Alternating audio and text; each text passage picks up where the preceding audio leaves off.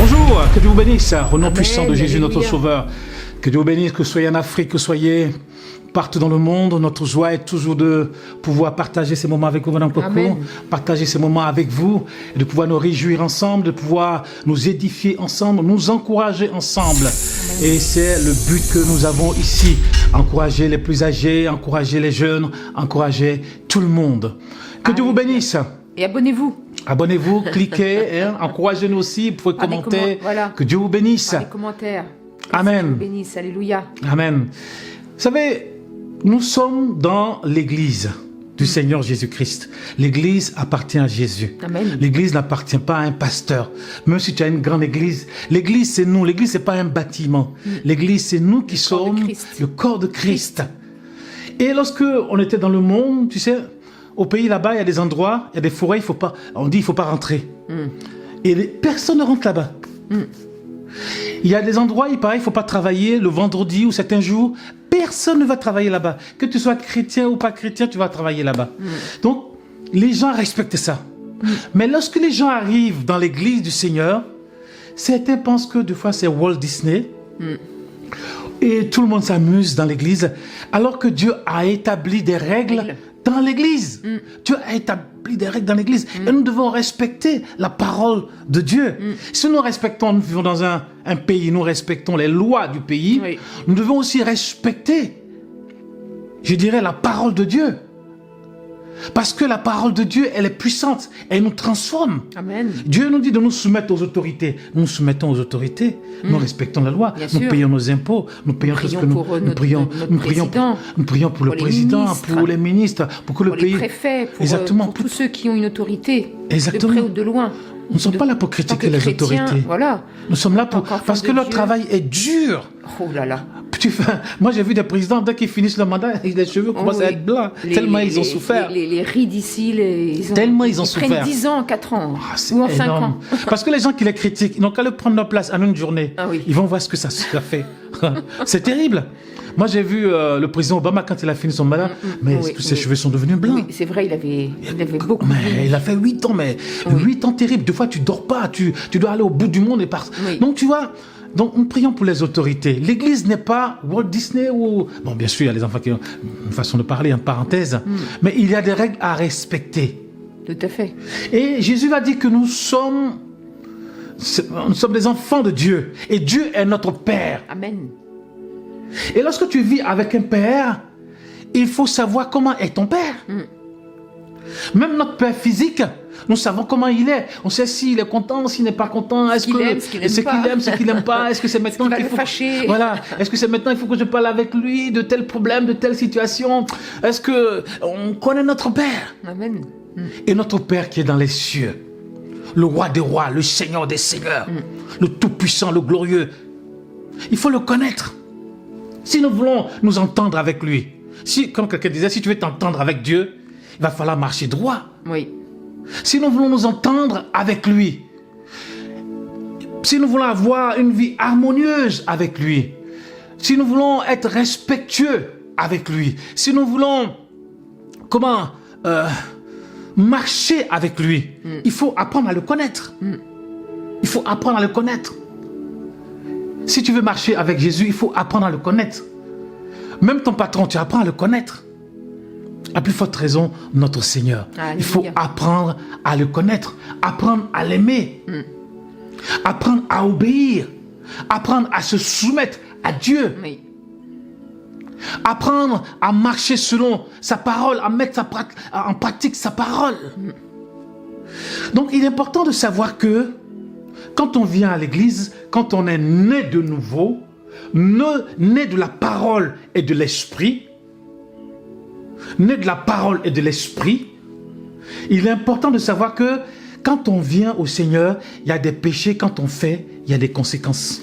Alors, ce qui est dommage, c'est que le terme de nouvelle naissance a été galvaudé. Parce qu'on a vu des fois des hommes politiques dans certains pays qui ont dit oui, moi, I'm born again, ou je suis né de nouveau, mais leur vie montrait qu'ils n'étaient pas nés de nouveau. Donc, ce n'est pas un terme qui doit être galvaudé, ça doit être une réalité, ça doit être quelque chose qu'on a vécu, ça doit être quelque chose qu'on a expérimenté, la nouvelle naissance. Amen. Vous savez, être chrétien, faut pas devenir chrétien comme si on tombait dans une autre religion. Être chrétien, suivre Christ, c'est pas une religion. C'est suivre le Seigneur des Seigneurs et le Roi des Rois. Et vraiment, comme il disait, naître d'eau et d'esprit, comme il a dit à Nicodème, comme Jésus a dit à Nicodème. Mais Nicodème, qui était un religieux, il comprenait pas ce que le Seigneur voulait dire. Et vraiment, je pense qu'il faut, c'est bien que tu en parles, qu'il faut reparler encore de ça, de la nouvelle naissance, c'est important. Certains se sont convertis à une religion. Ils sont passés du catholicisme au protestantisme, protestantisme, ou de ceci à ça, ou de l'islam à ça. Certains se sont convertis, mais ils ne sont pas nés de nouveau. Certains se sont baptisés d'eau, mais il n'y avait pas de nouvelle naissance. Pas de nouvelle naissance. Leur vie après. Certains disent que je suis chrétien, mais ils ne sont pas nés de la parole. Ils ne sont pas nés de l'esprit. Ils sont là, ils sont, comment je peux dire ça, des membres d'une communauté, d'une congrégation ou d'une église, mais ils ne sont pas nés de nouveau. Et quand on est né de nouveau, il faut savoir qu'il y a des règles. Oui. Dans un pays, quand tu violes la règle, ben, tu vas en prison. Et dans le royaume de Dieu, il y a des péchés qu'il ne faut pas commettre. Parce que cela peut avoir des conséquences graves sur ta vie, que ce soit des conséquences spirituelles ou physiques sur ta vie. Et nous allons le voir dans 1 Corinthiens 11:30. Paul va parler aux Corinthiens. L'église de Corinthe a été une église bénie. Une église, vous savez, Corinthe, c'est les Grecs. C'est ça. C'était les Grecs. Et Corinthe, c'était une ville portuaire. Une ville, oui, Madame Kakou, il y avait beaucoup de prostitution. Oui. Beaucoup de il y avait des bateaux qui venaient, oui. Dans les temples, il y avait beaucoup de temples. Exactement. Avec des prêtresses qui étaient des prostituées, en fait. Oui. Ils faisaient des choses terribles. Corinthe était une ville terrible, une ville portuaire, où tous les bateaux arrivaient, il y avait plein de marins qui arrivaient. Donc une ville, il y avait beaucoup de prostitution, il y avait des temples, plein de choses. Et cette église que Paul a fondée était une église bénie. Mais cette église, les gens vivaient dans la chair et non dans l'esprit. Et Paul va leur faire comprendre cela. Paul va lui dire chaque fois, vous ne savez-vous pas que vous êtes le temple du Saint-Esprit, ne savez-vous pas. Ces gens étaient en Christ, étaient sauvés, ils avaient les dons spirituels, mais ces gens marchaient selon la chair. Jusqu'à ce qu'il y a un même, tu peux le dire Madame Kwaku? C'est pour cela, c'est ça, encore un oui, vas-y, s'il te plaît, oui.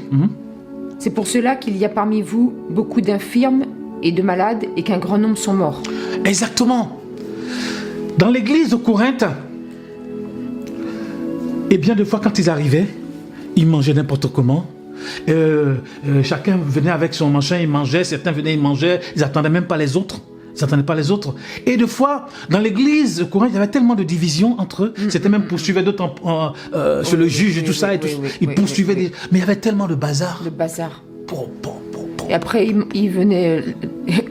Paul, il leur dit un moment, mais vous mangez la table des démons et après vous mangez la table de Christ. Voilà. Mais c'est pas possible. C'est affreux. Oui. C'est affreux. Ils allaient sacrifier. Ils allaient manger à des sacrifices qui étaient consacrés. Parce qu'il y avait des temples. Aux démons. Et puis après le dimanche, je sais pas si c'était le dimanche, mais en tout cas, quand ils venaient faire la Sainte Seine avec l'église, ils prenaient la Sainte Seine. Et Paul dit que... Eh bien, ils étaient divisés, ils faisaient n'importe quoi et ils venaient faire la Sainte Seine. Et Paul va dire, voilà pourquoi parmi vous, c'est ça. Il y a des gens qui sont malades et certains même qui sont morts. Il y a des gens qui sont malades et certains même qui sont morts. Et nous devons savoir que si nous marchons avec le Seigneur, si nous prenons la coupe du Seigneur, le corps du Seigneur indignement, cela peut avoir des conséquences spirituelles sur nos vies.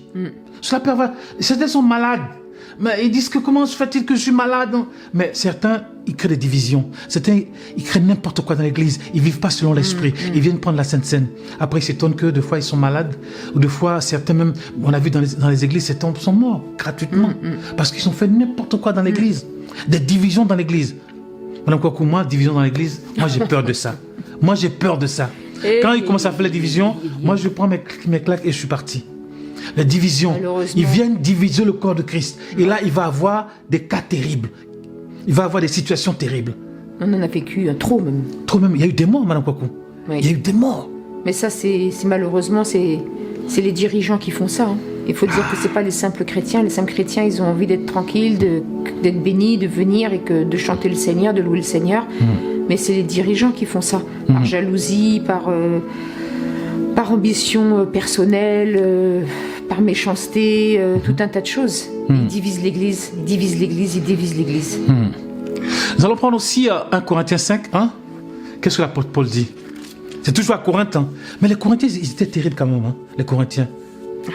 Ils étaient Paul terribles. leur dit, mais je peux pas vous donner, je suis obligé de vous donner un langage basique, parce qu'il a dit sinon vous ne pourriez pas le supporter. Alors les premiers dans les épîtres de Paul, les premiers qui avaient la coupe du bazar, du grand bazar dans l'église, c'était les Corinthiens. Les deuxièmes, je pense que ça doit être les Romains. C'est toujours en Europe, hein? Et puis après, ceux de Galates. Oui. Par contre, les Éphésiens étaient bien. Les Philippiens. Les Philippiens étaient bien. Colossiens. Thessaloniciens. Hébreux aussi. Oui. Mais Paul leur parlait aussi que Christ était meilleur que la loi. Tout ça. Tu vois? Et lorsqu'on voit toutes les petits épîtres, hein, de Jacques, de Jean et de Pierre, c'était des épîtres de mise en garde, en fait. Oui, général. Du général, de mise en garde. Tu vois? Mais les Corinthiens, c'était les champions. C'était les champions du bazar dans l'église. Tu peux le lire, s'il te plaît? Alors, on entend dire généralement qu'il y a parmi vous de la débauche. Waouh! La débauche. On entend généralement, il dit généralement, vous êtes devenus des généraux de la débauche. Et puis surtout, c'est que Waouh! c'était pas un bon témoignage. C'est les gens du dehors qui devaient, qui devaient dire ça. Les gens du dehors vraiment se plaignaient, ils disent mais c'est pas possible.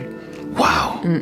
Mais tu peux dire, il dit, on entend généralement, c'est que c'est grave. On entend dire généralement qu'il y a parmi vous de la débauche. Alors ça veut dire que la débauche était générale. C'est général. C'est-à-dire que n'importe qui faisait n'importe quoi dans l'église. Oui. Et une débauche telle qu'on ne trouve même pas chez les païens. Chez les païens. Waouh! C'est-à-dire qu'ils sont tellement arrivés à un point que même les gens du monde, là, les païens, là, et même c'est rien. Oui. Et même c'est de l'eau. Même ils ont peur. Et même ils ont peur des gens. Mais comment les gens vont venir à l'église si vous-même qui êtes à l'église même, vous faites pire qu'eux? Bon, quoi que si moi j'étais les gens de Corinthe là, moi je mets pas pied là-bas. Si je vais là-bas et qu'ils font pire, moi je mets pas pied. Bah, si tu te dis, hey, là-bas ils se poursuivent en justice, moi j'ai pas envie de me retrouver dans le juge. Mais là-bas ils font n'importe quoi. Qu'est-ce qu'il a dit? Il a dit que même il y a un qui a pris la deuxième femme de son père. Comment tu peux coucher avec la deuxième femme de ton père? Peut-être que je pense que ça doit être une femme peut-être jeune ou donc le fils du père a pris la deuxième femme. Ah bah tiens. Il a pris la deuxième femme. C'est sûr que c'est été âgé. Maintenant les choses changent, mais bon. Non, on ne sait pas. mais je pense que les gens de Corinthe, je pense qu'elle devait être jeune. Parce que c'est la deuxième femme. Oui. Je pense que ça doit être la deuxième femme. Hein? C'est marqué que l'un de vous est la femme de son père. Oui, mais c'est la deuxième femme. En fait, dans certains commentaires, c'est la deuxième femme. Parce qu'il ne peut pas coucher avec sa maman. Tu comprends ce que je veux dire? Mais ça doit être une autre femme que son père a dû prendre. Tu comprends ce que je veux dire? Et l'autre, lui, il prend cette femme-là. Tu vois? Et en Afrique, c'est des cas comme ça, on voit. Il y a le monsieur qui a une femme qui a vieilli, il prend une femme jeune. Tu vois? Elle est jeune. Et des fois, il y a son fils qui est là. Et son fils, peut-être, il voit une femme qui est belle devant lui et il peut partir avec elle. Tu vois? Tu vois des trucs comme ça. Donc, je pense que ça va être une situation comme ça qui s'est passée. Tu vois? Ou soit peut-être que le monsieur a divorcé, il a pris une nouvelle femme jeune. Et le fils est parti avec. Oui. Parce que Paul n'a pas expliqué. Donc, il y a eu plusieurs situations. Bien sûr. Donc, une situation terrible. Et qu'est-ce que Paul va dire? Paul dit qu'un tel bonhomme, il faut qu'on le livre à Satan. Paul a été sévère. Qu'il apprenne à ne pas blasphémer. Voilà. Il dit, il faut qu'on le livre à Satan. Donc, c'est pour dire que quand il y a un péché comme ça, Paul dit qu'on le livre à Satan. Il faut que quelqu'un comme ça qui meure même. C'est ce qu'il dit. Qu'on le livre à Satan.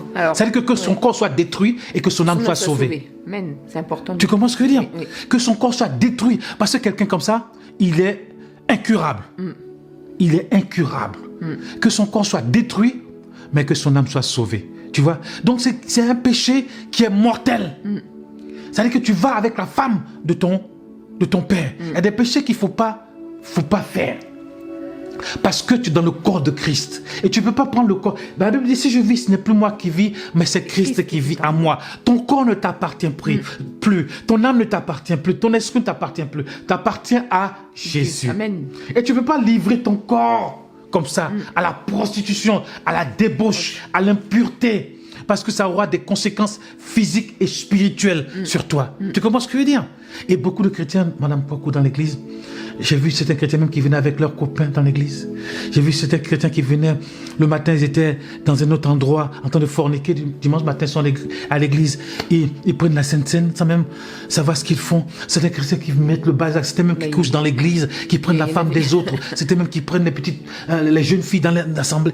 C'est vrai qu'il y en avait qui fumaient du shit. Certains même qui dans l'église qui fument. Du shit. De la drogue. Certains même qui boivent, qui sont alcooliques. Oui. Certains même... Mais cela a des conséquences sur ton corps, et même spirituellement. Et ça, le Seigneur ne supporte pas cela. Et Paul va dire qu'une telle personne, qu'on le livre à Satan, que Satan le chicote même jusqu'à la mort. Tu comprends? Que son corps soit détruit et que son âme soit sauvée. Donc, chaque péché a des conséquences. Par rapport à la Sainte Seine, ça a des conséquences. Si tu prends la Sainte Seine indignement, ça va avoir des conséquences. Surtout sur ton corps, ça peut entraîner des choses. Si tu fais des péchés graves, comme on vient de le voir, cela peut avoir des conséquences sur toi. Bien sûr. Il y a eu des morts. Des fois, on va dans les églises, on dit ouais, c'est les sorciers de son village qui a tué. C'est faux. C'est sa vie même qui l'a tué. Bien sûr. Comment en Jésus que sorcier va venir te tuer? C'est impossible que tu en Jésus-Christ, un sorcier va venir te tuer. Non. Moi, j'ai jamais vu ça. Christ habite en toi et un sorcier va venir te tuer. Comment il va faire pour te tuer? Un démon va venir. Non, parce que les sorciers, ils travaillent avec le diable, avec les démons. Les démons, ils sont rien. Ils sont vaincus. Amen. Le Seigneur a bouclé les anges déchus. Le diable, le Seigneur le laisse un petit peu encore. Mais il sera bouclé. Mais les démons, ils n'ont rien. Ils se promènent. C'est des esprits vagabonds. C'est des esprits vagabonds. Et un vagabond va venir me faire quelque chose. Un clochard. Un clochard va venir me faire quelque chose. C'est pas possible. C'est pas possible. Mais c'est les gens, c'est leur propre vie qui les tue. Leur propre vie, leur péché qui les tue. La Bible dit le salaire du péché, c'est la mort. Mais le don gratuit de Dieu, c'est la vie éternelle en Jésus-Christ. On va lire aussi 1 Jean 5, verset 16. Parce qu'il y a aussi des péchés qui peuvent tuer. Tu comprends? Et les gens, ils ne se rendent pas compte de cela. Si quelqu'un voit son frère commettre un péché qui ne mène point à la mort, qu'il prie. Il dit, si tu vois quelqu'un qui est en train de pécher, il faut prier pour lui. Il ne faut pas le juger. Il faut prier pour lui. Cela veut dire qu'il y a des péchés qui mènent à la mort. Cela veut dire qu'il y a des péchés qui mènent à la mort. Si tu vois quelqu'un qui pêche mais qui ne mène pas à la mort, il faut prier pour lui. Mais si tu vois quelqu'un qui commet des péchés qui amènent à la mort, ça c'est entre lui et Dieu. Ça va être grave. Des péchés, ça veut dire que tu deviens un rebelle, la rébellion. Oui. Ça veut dire que tu es venu à Jésus-Christ, mais tu deviens un rebelle dans l'église. Tu deviens un rebelle à la parole de Dieu. Tu deviens quelqu'un qui devient indifférent à la parole de Dieu. Quand on prêche pour toi, tu dis, qu'est-ce que dit le pasteur? La parole de Dieu devient rien pour toi. Tu deviens insensible aux choses de Dieu.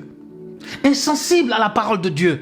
Tu deviens hostile, une hostilité. Maintenant même, tu deviens quelqu'un qui s'oppose à la parole de Dieu. Quand on va prêcher la parole de Dieu, tu t'opposes même à l'évangélisation. Tu t'opposes. Tu deviens résistant. Tu deviens un résistant à l'œuvre de Dieu.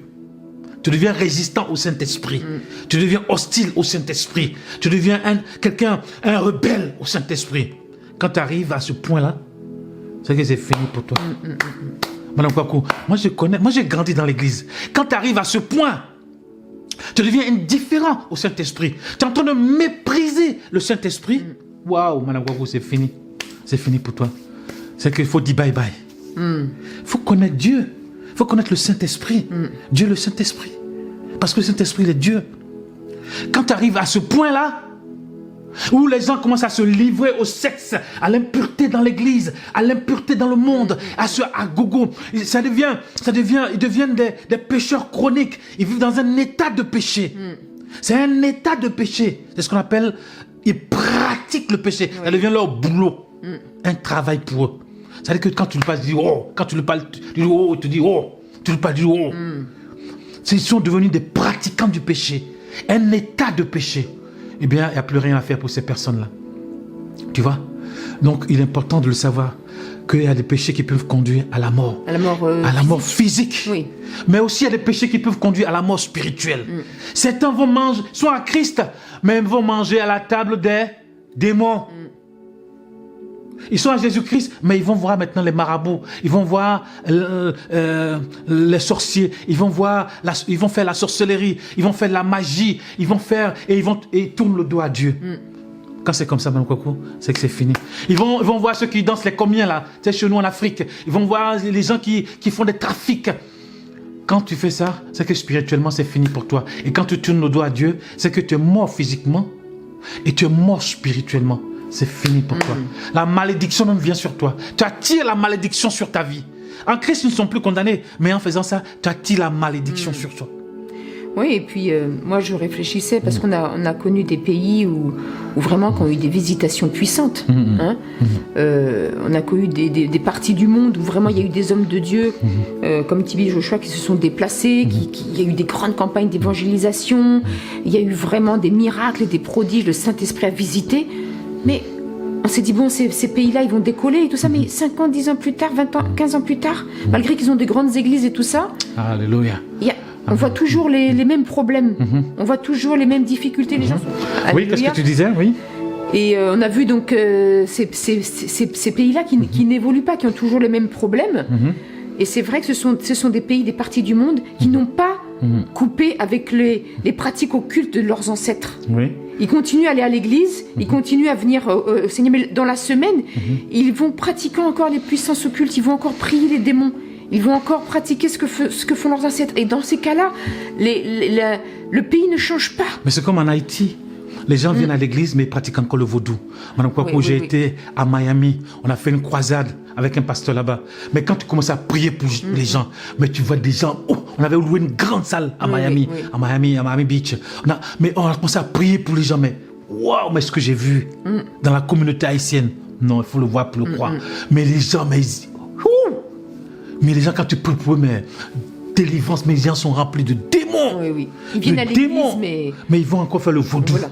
Ils vont encore trafiquer avec les... C'est pour ça que le pays a du mal à décoller. Oui, c'est ça. Le pays ne peut pas décoller. Le pays, et même les familles sont pauvres. Les gens vivent dans une misère à manger la boue. Le souci, c'est que il faut pas venir à l'église où il faut pas devenir chrétien pour vraiment que les bénédictions, voilà, comme ça, je serai protégé de ceci, je serai protégé de cela. Mais ça, c'est un mensonge. C'est vrai que le Seigneur bénit et tout ça, mais on ne doit pas venir à l'église par rapport à ça. On doit venir à l'église parce qu'on veut que notre vie soit transformée. On veut que notre vie soit changée. On veut vraiment qu'il y ait un changement. Un changement dans nos cœurs, un changement dans... Il faut faire une repentance et dire, j'en ai marre de cette vie-là, j'en ai assez... que vraiment, maintenant, je veux vraiment suivre le Seigneur. Je veux plus pratiquer ces choses-là. Je veux plus faire ci, je veux plus faire ça. Et je veux vraiment suivre ce que la parole de Dieu me dit. Ça, c'est vraiment des conversions. C'est vraiment une nouvelle naissance. Si vous vous dites... Parce que des fois, je demande... Mais quand est-ce que tu es né de nouveau, en fait? Est-ce que tu peux me dire un jour où vraiment, il y a eu une repentance? Non, je ne sais pas quand est-ce que je suis née de nouveau. Je me rappelle... J'ai pas eu de... Il y a un problème. Si la personne ne s'est pas repentie, parce que le Saint-Esprit dit qu'il convaincra de péché, de justice et de jugement. Déjà, une conviction de ton péché, du péché. Ouais. Mais si la personne ne s'est même pas repentie, il y a un problème. Praise the Lord. Donc l'idolâtrie, c'est un pasteur qui a demandé un jour à un chrétien, mais je ne vois pas Jésus en toi. Il dit, si, je vais à l'église, je vais à l'église, je vais à l'église, tu te rappelles? Oui, il a dit, et puis même sa femme et ses enfants disent, mais si, notre père, il est là, il sert dans l'église, il balaye, il est tout le temps là à l'église. Mais le pasteur dit, non, je ne vois pas Jésus en toi. Quand je regarde en toi, je ne vois pas Jésus. Il dit, non, moi, je suis toujours à l'église. Et puis arrivé un moment, il a dit, oui, c'est vrai que je suis chrétien, mais je continue à aller voir c'est pas à faire les sorciers, le vaudou et tout ça, les consulter, tout ça. Mais les enfants, ils étaient choqués. Ils étaient étonnés. Ils étaient effarés. Ils étaient complètement étonnés. Et apparemment... C'est pour ça qu'il était malade. Il était malade. Il était très malade. Voilà, il était malade. Oui. Il était très malade. Il allait même mourir. Oui. Il allait même mourir. Le pasteur dit, mais je ne vois pas Jésus en toi. Et puis lui-même, il dit, mais oui, je suis chrétien. Ouais. Et ses enfants me disent non. Donc c'est pour dire que l'idolâtrie tue les personnes, physiquement et spirituellement. Tu ne peux pas manger à la table du Seigneur et aller manger à la table des démons. C'est pas possible. Tu ne peux pas avoir le pied dedans et le pied dehors. C'est impossible. Et c'est ce qu'on voit avec les Corinthiens. Ils mangeaient à la table du Seigneur et ils allaient manger à la table des démons. C'est pas possible. Donc, il est important de comprendre cela. Dans l'église du Seigneur, il faut respecter les choses. On ne vient pas faire n'importe quoi dans l'assemblée. Pourquoi le Seigneur a chassé les anges du ciel? Pourquoi le diable a été chassé du ciel? Parce qu'ils ont été rebelles. Ils ont créé la rébellion au ciel. Ils ont fait des abominations sur la terre. Ils ont fait des abominations. Et tout ce que nous venons de dire, ils sont à l'origine de tout ça. Tout ce que nous... Les divisions, ils sont à l'origine de tout ça. C'est les premiers diviseurs. Les premiers diviseurs. C'est eux qui ont divisé au ciel là-bas. Ben oui, le péché, les anges se sont approchés des femmes, c'est écrit dans la Bible, ils se sont approchés des femmes, déchus se sont approchés des femmes, et ils ont commis des abominations. C'est ce qui a fait qu'il y a eu des géants sur la terre. C'est ce que la Bible dit. Et ces géants-là, la Bible n'en parle pas beaucoup, mais quand tu lis le livre d'Enoch, tu peux comprendre ce qu'ils ont fait sur la terre. Et quels sont devenus ces esprits-là après. Quand tu lis le livre d'Enoch, je ne vais pas m'étaler dessus parce que ça risque de choquer certaines personnes. Hein? Mais il est important de comprendre que tu peux lire les livres apocryphes pour ta propre, je dirais, instruction, pour ta propre information, afin de t'aider à comprendre certaines choses. Il y a des livres qui sont apocryphes, mais qui sont très, très bien, qu'on peut lire. Donc, c'est pour comprendre que les anges ont fait des abominations. Des abominations, divisions, impudicité sur la terre, impureté sur la terre. Ils ont commencé à faire des choses. C'est eux qui ont commencé c'est eux qui ont montré la sorcellerie aux gens. Les gens ne savaient pas ça sur la terre. La sorcellerie, la divination, la magie, les sacrifices humains. C'est eux qui ont commencé à faire ça. Les hommes ne faisaient pas ça ici. C'est eux qui sont venus montrer ça aux hommes ici. C'est pour ça que le Seigneur ne blague pas avec ça. Celui qui fait ça, il va mourir. Parce que les anges ont initié les gens à faire ces abominations. Ces abominations. Et Dieu ne supporte pas ça. Donc mes frères, eh bien marchez correctement dans l'œuvre de Dieu. Dans l'œuvre de Dieu. Dans l'œuvre de Dieu. Amen. Et le Seigneur vous bénira. Amen. Et le Seigneur vous bénira. Tu as quelque chose à dire, Madame Coco? Eh bien, vraiment, nous prions pour vous. Vraiment, nous prions pour vous ce matin, aujourd'hui, pour que le Seigneur vraiment vous fortifie, bénisse. Et vraiment, le Seigneur est avec nous. Alléluia. Le Seigneur nous soutient, le Seigneur est avec nous. Et que ce message, on n'est pas là pour vous juger. Il ne faut pas que ce message vous culpabilise ou vous vous sentez jugé, mais c'est pour une prise de conscience. Parce que ce que le Seigneur veut, c'est que le méchant se repente et qu'il vive. Il ne veut pas que le méchant meure, mais il veut qu'il se repente et qu'il vive. C'est pour ça qu'il a donné son Fils Jésus-Christ, afin que quiconque croit en lui ne périsse point, mais qu'il ait la vie éternelle. Dieu veut que tu sois sauvé. Dieu veut que tu sois heureux. Mais comme disait mon époux, c'est vrai qu'il y a des règles. Quand tu vas au travail, il y a des règles. Quand tu prends ta voiture, il y a des règles. Ah ben oui, sur la route. Il y a des règles partout. Celui qui dit qu'il ne veut pas de règles, il n'a qu'à aller dormir dans la forêt là-bas. Même là-bas, il y a des règles. Les animaux, ils ont des règles là-bas. Hein. Attention, fais pas n'importe quoi. Le loup va te manger le pied. Non, même si tu vis sur une île déserte pour pouvoir te nourrir, et puis il y a des règles. Non, mais il y a des règles partout de toute façon. Bien sûr. Donc, parce que même la nature a des règles que la nature respecte. Si tu penses que non, tu peux pas venir à Dieu et imposer tes propres règles à Dieu, ça ne fonctionne pas. Donc vraiment que le Seigneur te bénisse et que te fortifie dans le nom de Jésus. Amen. Dieu vous bénisse. Amen. Au nom puissant de Jésus, notre Sauveur. Amen. Amen. Que Dieu vous bénisse. Là où vous êtes à Abidjan, vous êtes à Brazzaville, à Kinshasa, au Sénégal, partout, à New York, Paris, partout dans le monde, Londres, partout dans le monde. Eh bien, nous prions pour vous. Que Dieu vous bénisse. Le Seigneur vous aime. Et vraiment, nous vous aimons aussi dans le nom puissant de Jésus. Amen. Amen. Amen. Merci, Madame Kwaku. Amen. Merci, pasteur. Amen.